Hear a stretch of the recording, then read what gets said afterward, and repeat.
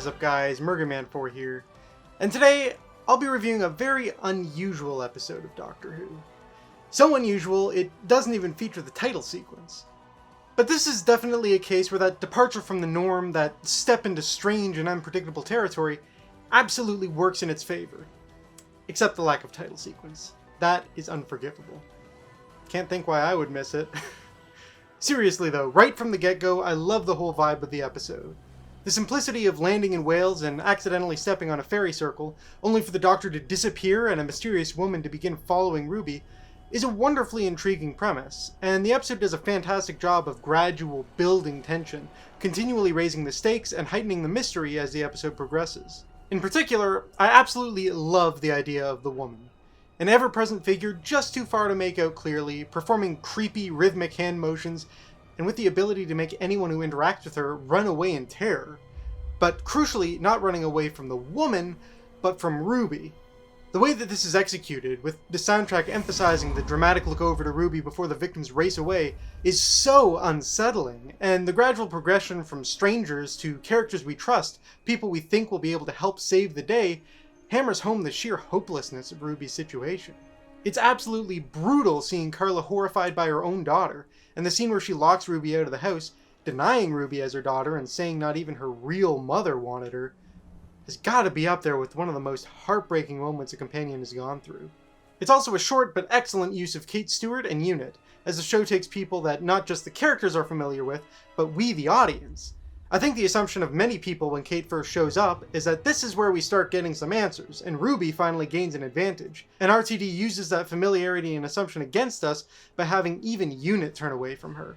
It's masterfully done, and I have to admit, after feeling like Ruby really hasn't had much to do in the series so far, it's great to not only have an episode where she takes the lead, but is truly on her own. And then the time passes, as we see Ruby turn 25, then 30, then 40, and still the woman follows her. It's a fantastic montage, and really makes you wonder just where the episode is going to go from here. I think it's one of the things I love most about this story, that sheer unpredictability. You think you've got a handle on what's going on, and then the story throws another curveball at you. That being said, I do think it also results in a bit of a feeling of wasted potential. Take the scene in the pub, for example. There's a lot of great creepy buildup here, only for it to be revealed as a joke. To its credit, it is a funny joke, but I also couldn't help but feel a little bit disappointed because this was the aspect that was really pushed in the marketing, and I was really looking forward to it. It's a great setting with some fun characters, and we ultimately hardly spend any time here. Same with the political storyline with Roger Ap William.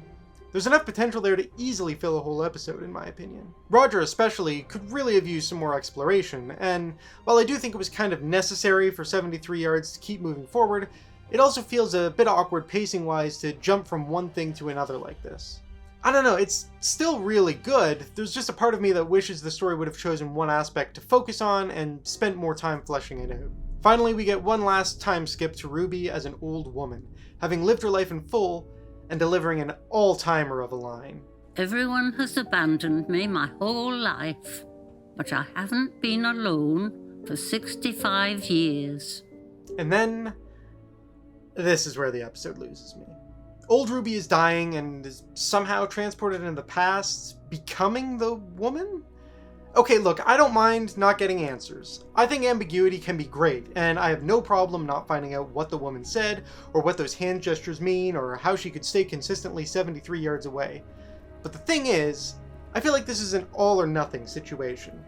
You either answer everything, or answer nothing, and anything in between just kind of makes it fall apart. And that's the thing, by answering the identity of the woman, especially by revealing that it's one of our main characters, I feel like you then have to explain everything around her. I can accept that the woman is some unexplainable supernatural entity, but I can't accept that Ruby is. And I know there's clearly more to Ruby than meets the eye, but I don't think that should be impacting the stories being told in this way. I also felt that this was unsatisfying because if it's a time loop, that's one thing. But this time around the woman appears earlier for no apparent reason. So the day is saved just because, really. I don't know, I just do not click with this ending at all, and that's a shame because I loved everything that came before it. But this ending, it just puts a real downer on it all, you know? All that being said, it's a testament to how strong the rest of the episode is that I still think very highly of 73 Yards.